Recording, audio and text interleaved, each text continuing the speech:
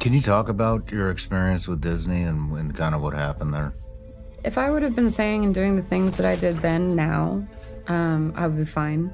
It was because I was early and I kind of could see where all of this was going, what is essential and what is not. Walmart's more essential than this, Italian restaurant that's just getting off its feet and has to feed their family. Like what? A family-owned grocery store or a convenience store? That Walmart's more important. And so nothing was making sense, and I could see where this was going. And it was the largest, most fraudulent wealth transfer in, basic, I think, history, is that they are destroying, through their mandates, the middle class. Almost 100,000 small businesses permanently closed since the pandemic. That's according to Yelp.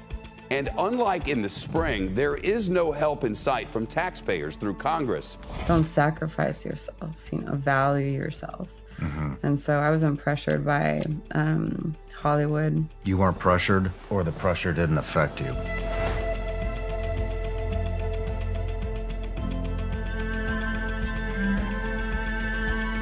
The sickness and the evilness, it's like, it's getting more and more easy to distinguish between good and evil because it's becoming so much more obvious and it's floating to the surface, and they're losing the ability to hide.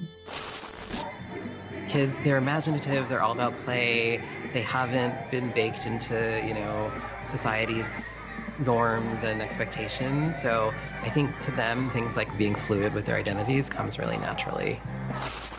Since the beginning of the lawsuit, before the lawsuit happened, I prayed. I was like, I'm just out here in a desert, canceled, and I don't know where you're gonna have me be, but if there's any way I can do anything, it would be to help children. So you were kind of a protector from a super young age. Yeah. And you've carried that with you all the way through life.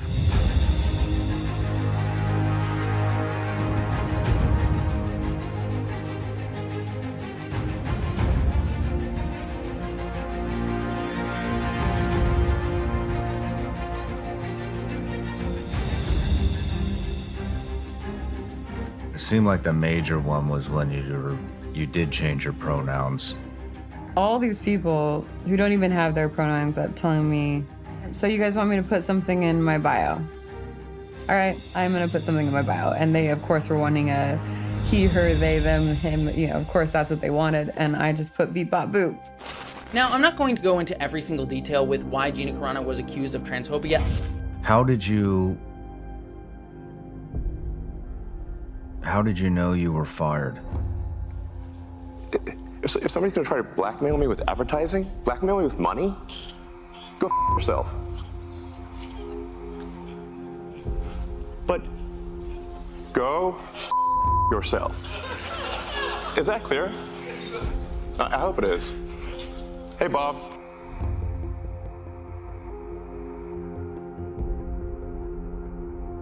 The longer this lawsuit drags out and the more involved Elon gets, the lower the Disney stock tanks.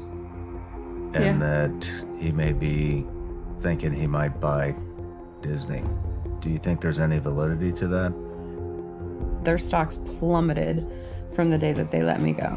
And they know it's a big deal, but they're trying to pretend like it's not.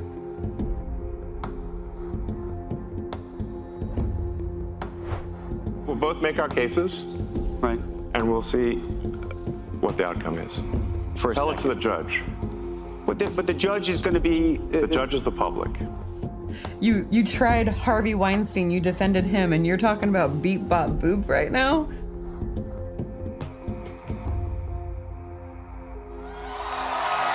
Hi, Daily Wire members. This is Gina Carano. I'm coming to you from the set of Terror on the Prairie. We came up to Montana, and it is absolutely God's country. We're making new friends. The Daily Wire said, look, we would need you to sign a contract that said that if SAG came to our set and demanded that everybody on that set was vaccinated, that you would comply with getting vaccinated. I'm moved my entire life in my RV over thinking, now I'm gonna find my people and I'm gonna, you know, and this is the first meeting. Wow.